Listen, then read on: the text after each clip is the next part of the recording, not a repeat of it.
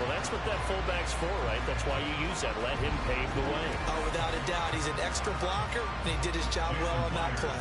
Jason Myers now for the extra point.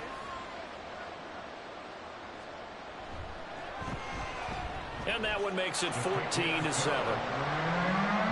So that drive spanned 5 plays. And it was Ken Walker finishing things off with a touchdown run. And he won't return this one. He'll go down to a knee, and they'll start at the 25. So here are the Browns to take over. Remember, they're riding that 5-game winning streak, and right now in the driver's seat in this ball game as well. Watson and the Browns now with a 1st and 10.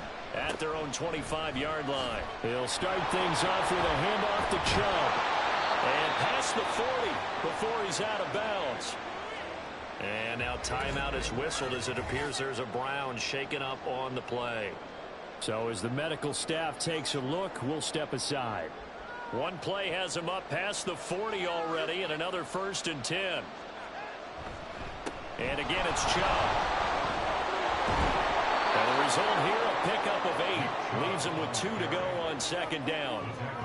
That was a good forceful run, and it demonstrates why you've got to put your body on a runner when you're trying to tackle him. If you just go in there and just try and get him down with arm tackles, usually doesn't work very well, and we saw on that play, he'll run right through those attempted plays.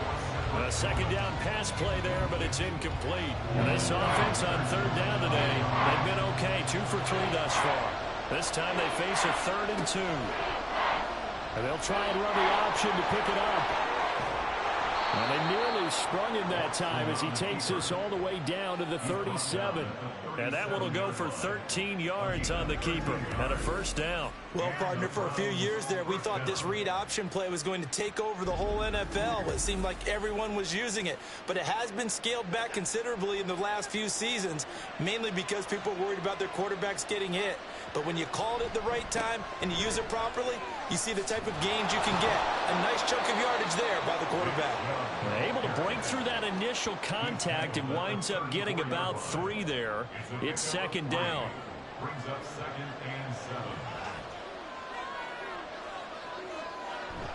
Now we'll play fake, and it's Watson. Into heavy traffic, and it's intercepted. Picked off by Boye Mafe. And the Seahawks are going to get the football here at their own 23.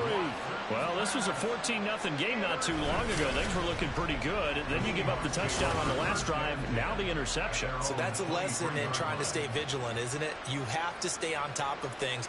Can't relax too much because, as you noted, things change. Now they've got to go out there and get a spark going again and try and slow down this comeback. Now Smith and the Seahawks going to come up 1st and 10 at their own 23.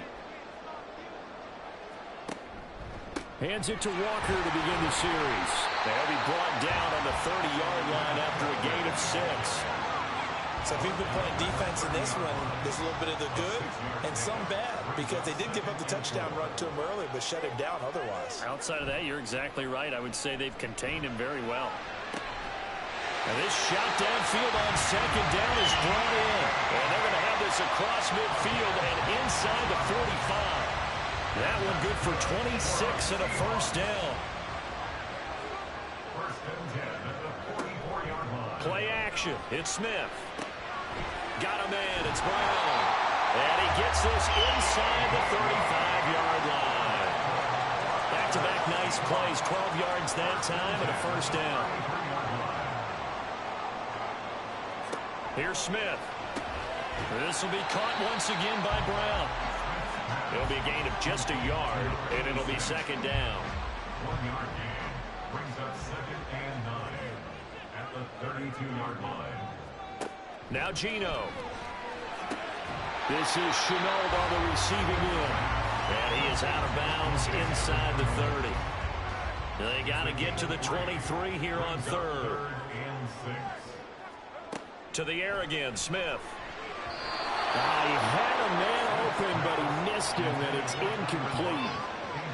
Those are the ones you dream of as defenders. I think if he gets eyes on the ball a little bit earlier, he might come away with it. Instead, it's going to wind up as just an incomplete pass. And it's a fake. He's going to throw it. And all the gamble fails throws. It's incomplete. They pass up the three, fake it. It doesn't work. And this Browns defense stands tall. The Browns drive about to get started. But not an ideal way to end their previous drive. They threw the interception, Charles, after they had built up some momentum. They were moving the football, but something to at least build on for this offense as they run back out here. Yeah, you're right about that. Up until that last play, everything was working pretty well for this offense, gaining chunks of yardage, getting first downs, really making a push for the end zone, and looked like they had a nice rhythm going. Now you got to have a short memory here. Don't focus on the interception. Focus on what came before it and get back to it. 3rd and 3.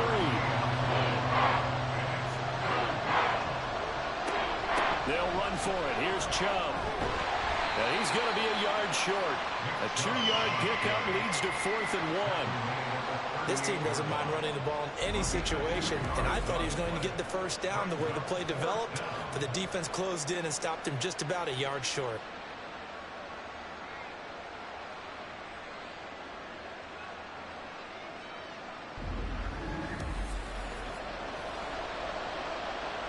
On 4th down, on is Corey Bajorquez to punt. Back deep for the Seahawks, Tyler Lockett. And the win last week punted 4 times as this one's away. This will be fielded at the 17. It'll go as a 42, make it a 43-yard punt. 6 on the return. And it'll be Seahawk football, 1st and 10. Here's the Seattle offense ready to get this drive underway.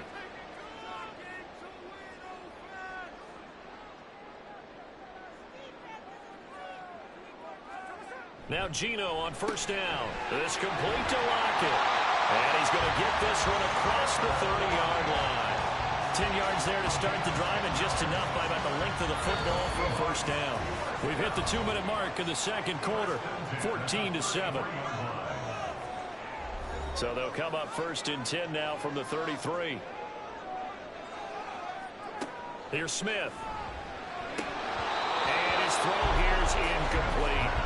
Oh, man, for him to be that wide open and drop it. Sometimes you have just too much time on your hands, right? You end up thinking way too much, and your hands get shaky. And yes, he's a tight end, but that's a catch he should have made. Smith's throw into the hands of the receiver, Chenault. And he gets this one to midfield before he's brought down. From the 50, it's Smith. And that is going to be incomplete as he led him a bit too much. This could be the start of a nice stand from this defense now after getting walked backwards on this drive. Come through with another one here, and you have them staring at a 3rd and long, and that puts the defense in a position to dictate to the offense. The Smith throw caught here by Metcalf. 5 yards, now it's 3rd and 5. Clock running, and the Seahawks, they're running 2, trying to speed up to the line of scrimmage. Going for Metcalf on the deep ball. And this is caught. Touchdown, Seahawks. DK Metcalf, 45 yards. And the Seahawks are within an extra point of tying up this ball game. So on 3rd and medium, they dial up the pass, and it works to hit the end zone. And it's really not a surprise to me. That's a throwing down in the NFL because of how tough it is to run the football. But what offenses like to do is still show run formations to make them respect it and throw out of those. In this case, they took a nice shot at the end zone and made it pay off. Myers connects on the PAT, and that is going to tie our game as we approach halftime. This one tied at 14 now as he sends this one away. From a yard or 2 deep, here comes a return. Breaks through the contact. And he's up past the 20 to the 22-yard line. Well, the football going back over now to the Cleveland Browns. And that 14-0 lead to begin the ball game, well, that's gone now. Time to regroup. I think even up 2 touchdowns, they knew this wasn't going to be a walk in the park, and I think that's why we would see the head coach going up and down the sidelines telling his team, let's stay with it, let's keep going. It's almost like he knew. Oh, he tried to fit it in on the slant, and it's intercepted. Picked off by Jerome Baker, and his guys are going to take over at the 31-yard line. That's now a second interception in as many weeks from his linebacker position. And think about all the different techniques he has to employ in a passing situation. Is he spot dropping because it's zone? Is he picking up man-to-man? Is he having to run with a running back or a tight end? In any event, great